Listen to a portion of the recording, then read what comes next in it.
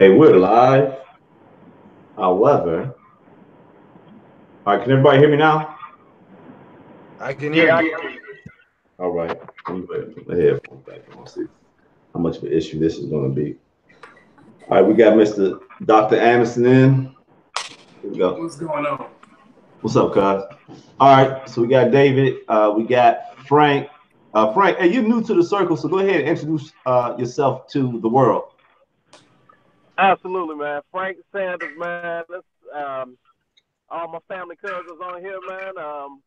Glad to be part of the hangout, getting adapted, man. What type of information you need? What you need? You know, just what you do, where you from, where you at. Okay, man. I'm from Chicago, born and raised Southside. Man, just recently moved about a month ago. Moved out to Crystal Lake, man. Just closed on the house. I am a been with the company with on the railroad, man. I'm an engineer operating the trains back and forth. So I've been doing that for 5 years now, man. Married to my beautiful wife for man, coming up on 11 years. We got 4 beautiful kids, 9 and 7. Baby Frankie, he'll be 3 next month. Then I got a baby boy Christian. He'll be 2 months. That's That's what's up. Hey, we're just gonna give him a and that's T-shirt to say about it, man. 2.5. Man, interested in gal, man, interested in. There you go. Yeah, yeah, that's the last video we did. Hey, so we are live right now, everybody. So we got Dave, Dr. Anderson, we got Rodney out in Texas, Dave's out in Louisiana. We got tarball.net, Yes, sir. not Tar Baby, not Tar Baby. I don't want to start no shit. It's Tarball, tarball.net. I'm in Boston. I'm up in Canada. Most of us, all of us, is from Chicago. But hey, as you can see, this is the new world, and everybody spread, spread to the wind, but still connected thanks to the tech. Today's talk is about a speech that was given by the African Union ambassador to the diaspora. And there's actually a few videos out on it. And I think it's 2019 is just stacking up to be a really interesting year because you had the Ghanaian president who also decided he wanted to make this year of the diaspora. You have the African Union who was working to get a one African passport for Africans, but also try to invite the diaspora back to participate. So it's just a good conversation starter. So we'll start the conversation with that. I think everybody had the chance to watch a little bit of the video, and if not, I gave you a little short synopsis so you can still comment. But let's go. Let's go left to right. So Dave, we'll start with you. I'll go ahead and mute my mic.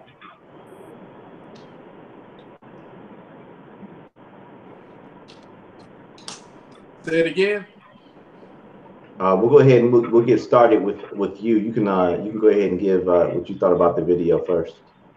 Oh yeah, I thought it was a good video. It was definitely exciting to hear that Africa is finally unifying. So across the 55 countries, they're working currently on a plan that they hopefully can implement here pretty soon to all be on one accord. I think that's powerful. And then on top of that, for the Africa diaspora to build a relationship with the motherland, I think that there's a lot of positive things that could come out of that. You know, even if we're not actually living in a country in Africa, just to build that relationship with them, build that network with them, and to be able to pour into Africa and have a mutually beneficial relationship is that would be really good. That I think that would definitely be positive. So I'm optimistic about the prospects of the relationship between the African diaspora and the motherland. Just so everybody else is tracking, hey, your mics are muted, so when you want to talk, just unmute your mic. And Rodney, go ahead. Wait, go ahead with what? I'm sorry, I wasn't paying attention. I just got through buying something, so Is it introduction? No, go ahead and give your synopsis on what you think about the video. I think. Are we recording? We're live now.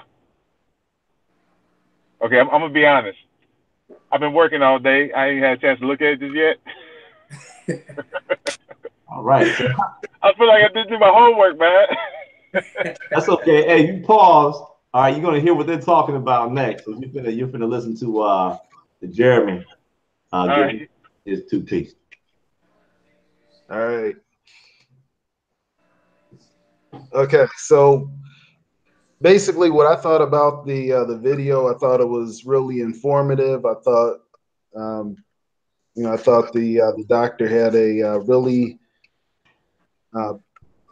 I think she had a great personality. I liked her a lot. She kind of reminded me of Grandma Estelle on Family Matters. I know everybody's probably seen that show at least once or twice. But that's kind of, those are the vibes that I got from this. I was feeling that interview with that speech a lot. One thing that I would say, I do want to point, well, a couple things that I did take note of. She mentioned something that I thought it really kind of stuck out to me.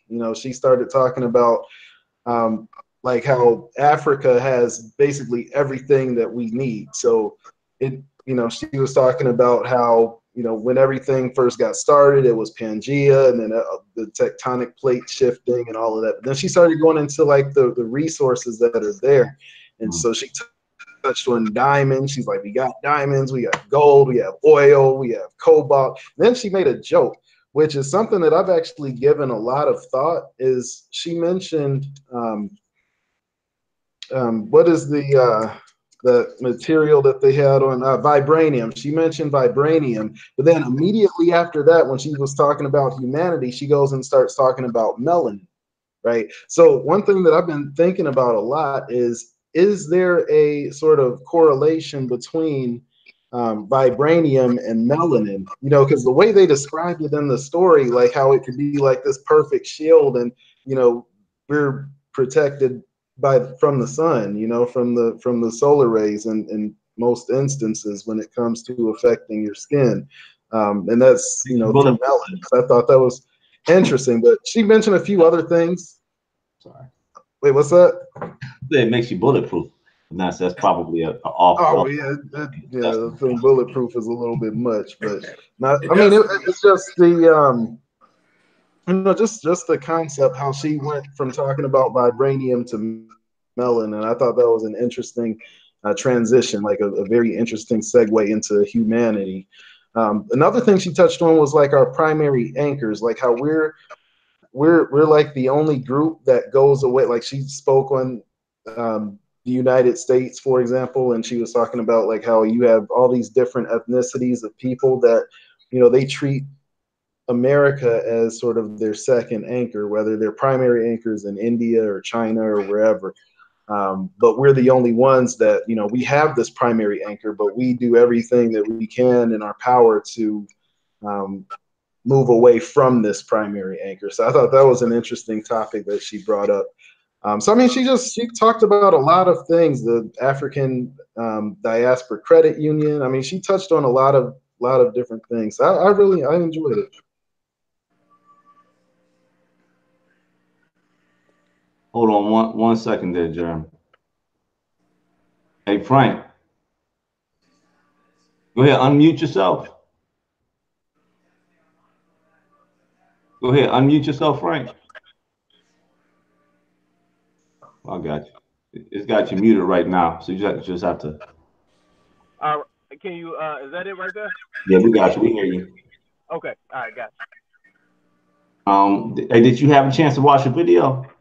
I did not. I was at work, and I'm kind of getting bits and pieces from you guys that had the chance to review it. So I've not had a chance to watch it yet. Yeah, so it's a pretty broad topic, but just so you know, in the last, I want to say, month, you've seen 2 invites. Ghana's having the year of the diaspora, the diaspora to come back over the 2019. Asking us to come back as far as just having a lot of different programs that are promoting tourism and actual repatriation of the diaspora. And then you just had the African Union ambassador. She gave a speech to the diaspora in which she was talking about the same thing. The diaspora taking more of a stake in Africa. So, how does that strike you?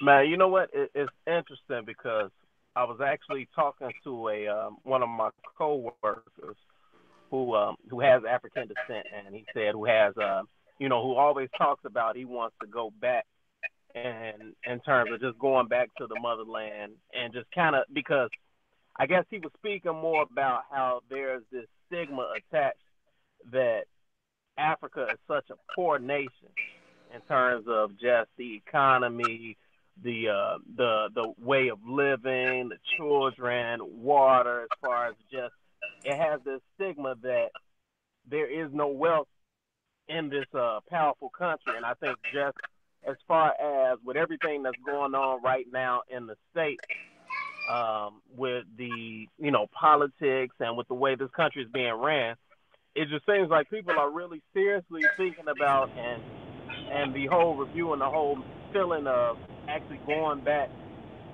to our roots is something that's actually has come to reality. Like I personally. Hello? Did we lose him? Is he still there, or am I disconnected?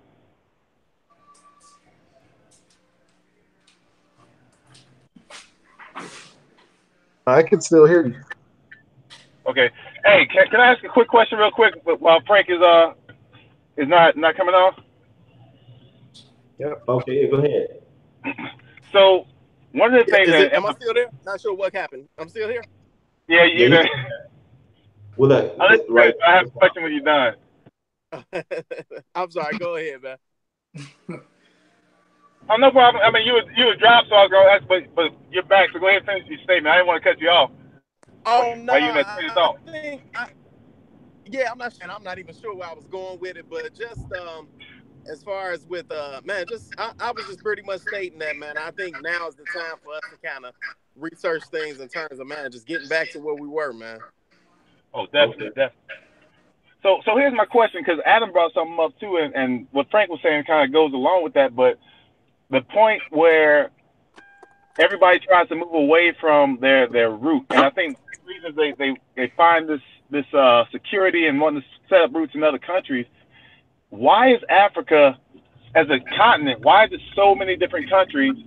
Why don't they have a joint military? Can you travel from one place to another inside of Africa easily, like walking through the borders? Like, these are the questions that me, growing up as an American, and where we have 50 states, and I can go into any state, even if it's a racist state, and walk through from one to the other. Is that type of freedom for business and for like just travel and families to be across different borders? Do they have that type of freedom over there in Africa? Like, is that not one country, or at least two countries? Like, you look at China. Right. China's a big, powerful country full of like a billion people, whatever, however many people over there, but they're all one. So what's going on there? Yeah. So I think that might be a misconception too. Yeah, they're federated, right? China is the same way the United States is. They can move around, but that doesn't make them one people. And that's the thing with Africa also, is the fact that, yeah, you did have, I forgot whatever the thing was back in the 1800s when the Germans and can't think of old boy name, King Leopold came in, and they had to get the big sit down. They cut Africa up like a piece of steak or like a pie, right? And that wasn't of our doing. However, that's what we're dealing with at this point. And I think in her speech, she actually addressed that also. She said, hey, this is an issue that is not of our making, and we need to do something about it. And some countries are doing things about it. You have some East African countries that are going to come together eventually and trying to form one state. The whole concept of the African Union is, yes, they're working toward oneness. They're working toward one state, or maybe several states. Like you have economic community of West African states, and you have something going on in East Africa, you have something going on in Southern Africa. There do need to be some super states, but you have to remember too how big Africa is. Africa is the second largest. Africa is the second largest continent on the earth. You can take several. You can take China, America, I want to say Europe, and jam all of that inside of Africa. So the idea that all of this can be one is, it might be a bit of a pipe dream, but there does need to be a freedom of movement across the continent. I think the first thing we need to do as African Americans is try to get educated, try to get smart on the continent. And that's difficult, but maybe you take one country and you start to study that one country, right? I think we had a conversation last week, Rodney, and you addressed something to me afterwards. Like, what were your ideas if you were to go back to Africa? What kind of ideas for business do you have? And I think part of that is, yeah, you need to have ideas, but the other part is you need to be willing to go back, find out where those shortages are at, and fill in the gap. And let's talk to Africans and find out, where we can help. Now, the one thing that she mentioned in her speech that really resonated to me was the idea of the bank. She mentioned churches and where churches hold their money right now. So she said you have a large African American church will make $50 million in a year off of the congregation. She may have said $50 million. Oh no, she said $50 million come from African American churches as a whole each Sunday. African Americans put $50 million into the collection plates, and then they turn around and the churches actually store that money in white-owned banks. And she's just saying, okay, well, why don't they store it in black banks? And how come that bank can have a connection with the continent? I mean, that to me, I mean, yeah, that's something people have thought about before, but why not make that happen? I mean, how much income, Dr. Claude Anderson, whatever else, always talks about keeping the black dollar in the black community. I'm not against that. I think that makes a lot of sense. But the issue is, where do black people come together on anything? And the answer is church. A lot of us are in church every Sunday. A lot of us pay tithes, gifts, offerings, whatever else. So why not pressure these churches to start storing their money in black-owned banks? If you don't do anything else, if you don't invest you don't put a doorknob on a church, you can put the money that you're collecting and you're siphoning off of the people into a black-owned bank. And that black-owned bank can invest in roads and other initiatives on the continent. Dave, help me out. Yeah, and I just wanted to touch quickly on something that Rodney was saying about Africa coming together. They've actually tried that in the past, like the United States of Africa. So start their own federation. In fact, back in 09 through 11, there were proposals that were put out. Gaddafi was big on this. He actually wanted the Africa to have a single military force as well. So, and I think she may have touched on it a little bit too, if I'm not mistaken, like the implementation of some plan to kind of further unify the countries of Africa so that they could be on one, they can have one political strategy moving forward. So I think that type of monolithic approach or unification could potentially be beneficial to Africa. And you had brought up the credit union. I think it's an excellent idea. It's a grand idea to have the Africa diaspora pour in money. So have a pot of money that that we create, and then we can use that pot to actually invest in different countries in Africa, and that would result in mutual benefit, right?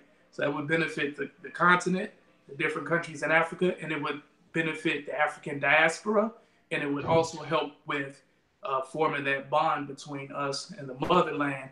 Now, I know she was speaking kind of in broad terms and giving general concepts, because if she went into the meat and potatoes, that hour video would have turned into like a 5-hour video. But I am curious to hear more details, like the details behind the credit union, how people would be able to go about applying for a loan, what will be the criteria or stipulations in order for you to get a loan, in order to invest in some business within Africa. So I would like to hear more details about it, but the idea of it, I think, is I think it's wonderful.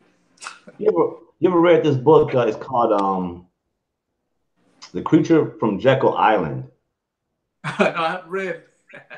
Okay, but it talks about fractional banking, amongst other things. It talks about like a lot of the robber barons and our money system and everything else. But the reason I brought it up is because, you know, if we were to collect, she talks about $50 million a week from churches, $1.2 billion over the course of 52 weeks. $1.2 billion is not really $1.2 billion, right? It's a lot more than that. Yeah. $1.2 billion is what you're actually holding, but you can loan out up to 10 times that amount, right? So you're actually dealing with a lot more money.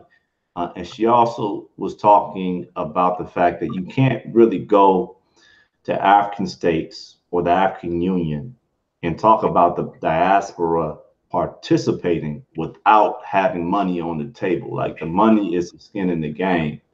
Jeremy, what do you think? What are you thinking? As far as think about what, just to make sure we're that statement or anything, you can change the subject to. Oh no, I like that subject. I think that it's definitely a good thing for us to have access to something like that. My concern would be, I guess my concern would be just the vetting process. Like, how do you? Because in the video she talked about that we would have to first locate this utopia of a bank or a credit union or something to that effect. So my question would be, how do we determine whether or not this is a viable option? Because I believe, you know, it's definitely a solid idea. I love it. I'm 100% for it. She's saying the bank was in Boston. The bank that she was looking at was in Boston too. Right. Well, from what she was saying, it doesn't sound like she's 100% set in stone for any particular one, but she said she is watching the one that's in Boston. Like she has her eye on it, but she hasn't really, just said this is the one we need to roll with. It was just like she's looking at this one, but there are some, and we need to identify the correct one to use.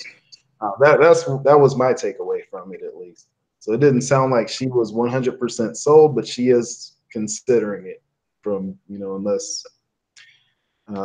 I don't know. So I guess they just have to show him something, that whatever credibility she's looking for. But the thing is, do we have to also have our own set of criteria? Because, I mean, if you're dealing with a bank, ultimately, it's like she said, it's your money anyway. It's just like you're using it to help fund other things. But it's like the other things, I want to know, like, who the people are behind those different ventures. Because everybody remembers the Black Star Line, right?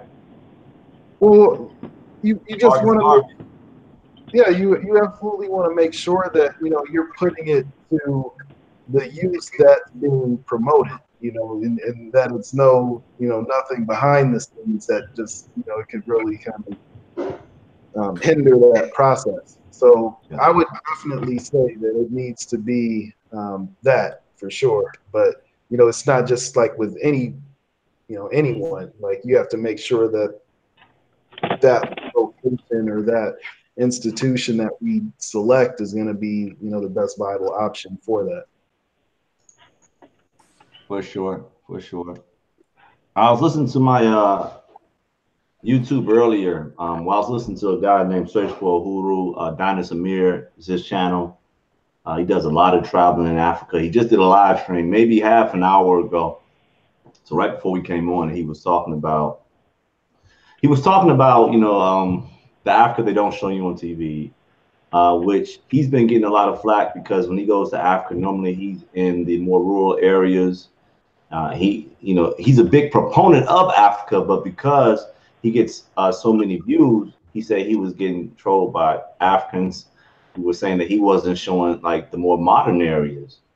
So he just dropped a bombshell. He was like, look, the reason I don't do that is because when I'm in the more modern areas, the nice malls, the nice restaurants, whatever else, they're owned by the Lebanese, they're owned by the Europeans, they're owned by the Chinese, they're owned by the Indians. So he said, I would rather go and spend my money in the rural areas or in the slums where the black people are at. Not saying the black people aren't there also, and the money stays there. He was like, why would I come from Atlanta where we already have, you know, massive black cities and whatever else in the States that are nice, that have all these nice restaurants and have the same issues. You know, most of our best businesses, the most glamorous areas, they're owned by people who aren't black, right? Not all, but most. I don't want to talk. One of his recent videos. You know why that is, though? I mean, we understand why that is. I mean, the cost of real estate in those areas is so restrictive that unless we get a big bank, a huge bank that's backing this black-owned business or black-owned any venture that you have, you're not going to get into those areas. I mean, it's just like that. You want a place, it's places called Millionaire Road down in New York. There's they got the same type of thing in Los Angeles.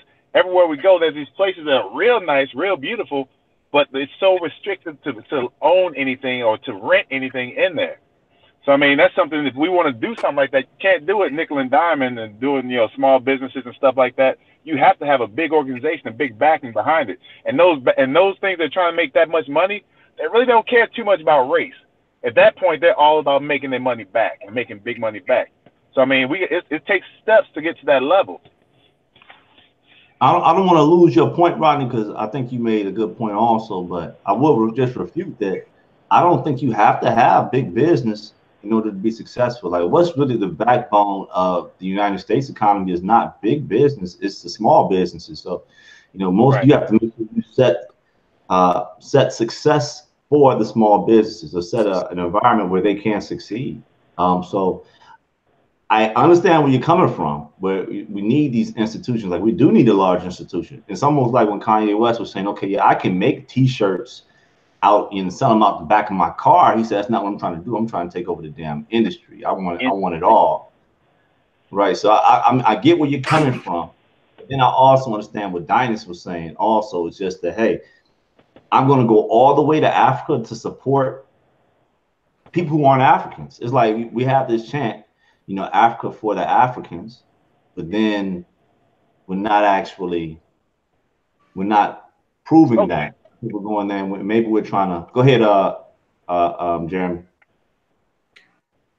Oh no, I was thinking about like what was being said recently. I definitely agree that we do need to have some people that have, you know, large bank accounts that come in and help with that ground building process. But I also feel like, you know, I completely agree with, we need small business. We need, so there are a lot of things that we need, but I think the main things that we need to consider is just going to be, you know, basically just comes down to the cost of living. You know, so the cost of living, it breaks down into like different things. It's not just like how much you're paying for wherever you're sleeping. You know, you're paying for transportation. You've got utilities, like you've got electricity. You've got, how she touched on, oil. You know, you've got you know, things for leisure time and sports. You have like your education, childcare, restaurants. So I mean, you have these things. All of these things.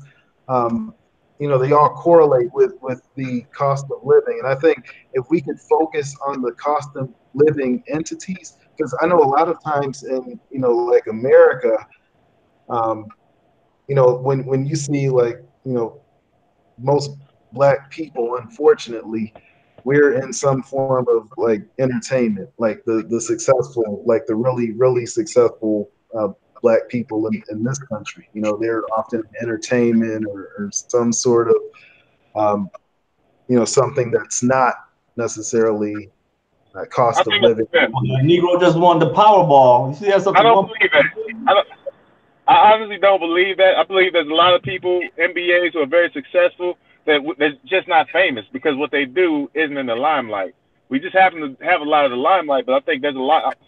When I did sold some insurance and I was helping people that were 65 and up, I did run into quite a few black people that were very successful, like millionaires pretty much, but they're not in the limelight. You know what I mean?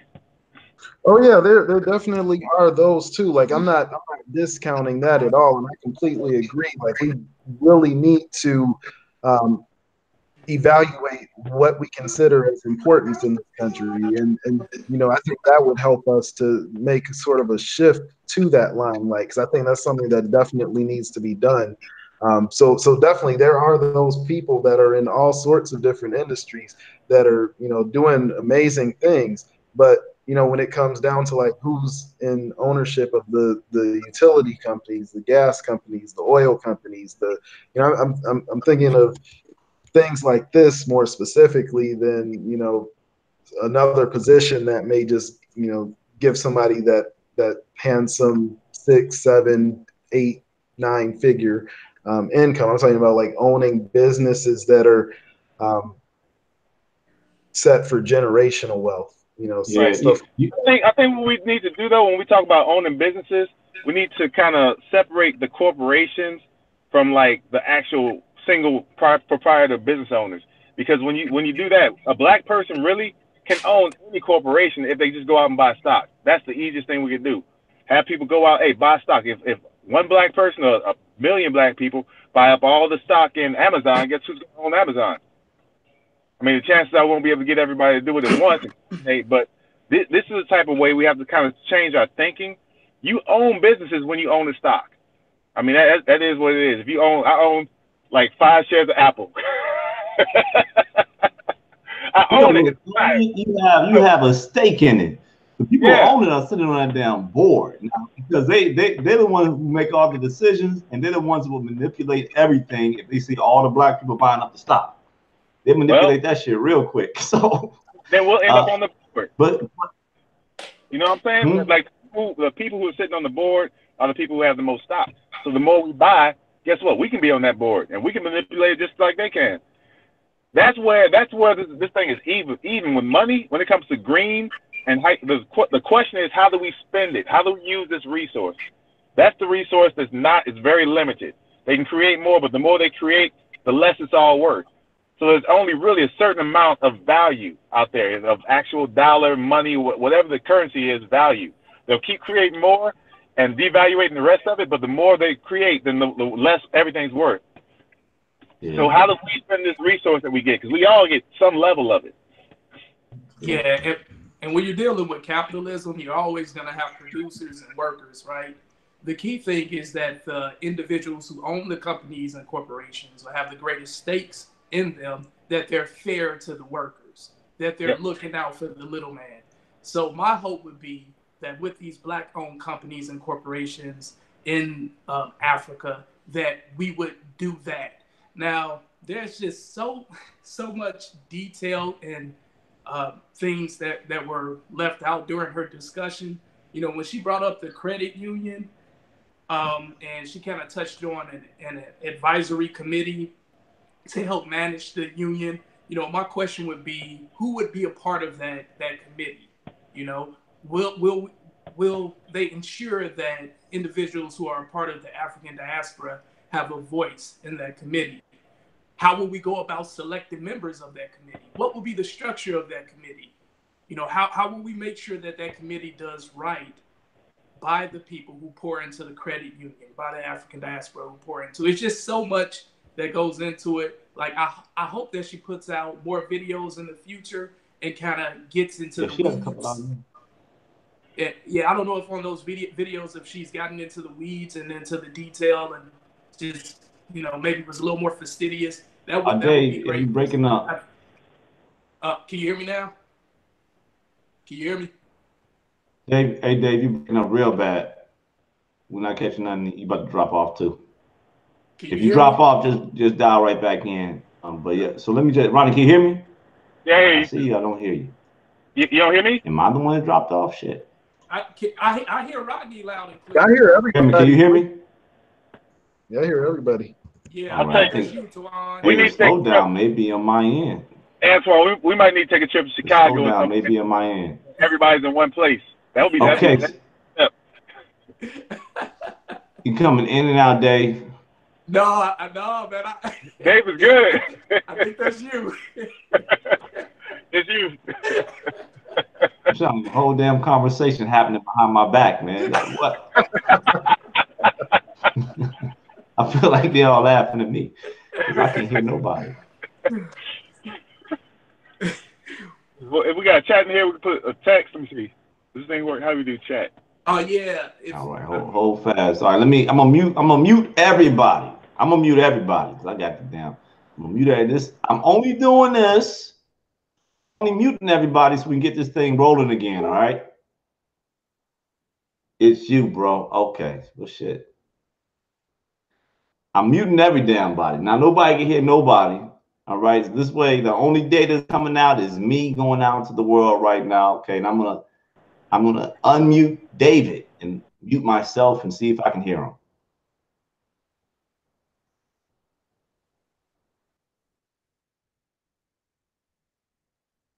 Muted. Hey, it's on you. But you gotta unmute yourself.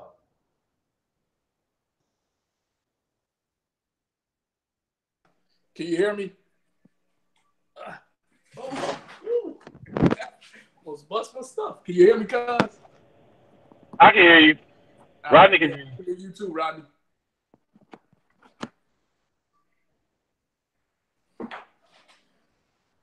Tuan, can you hear me?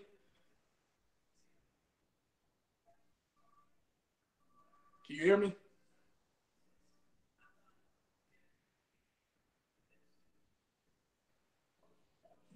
Tuan, everybody, I think everybody can hear me. Yeah, I can hear you. Okay, cool. Yeah, maybe we need to. Do we need to restart the video? Or? Now I'm unmuted. Can you hear me now? Yeah, I can hear you. Can you hear me? I can hear you. I hear you now. Oh, okay, cool. Back on. Rodney, let me hear you. Hey, you can hear me now. Everybody hears me. I'm the man. All right. Hey, look, I'm sending. We're gonna restart. I'm gonna go ahead and stop this one.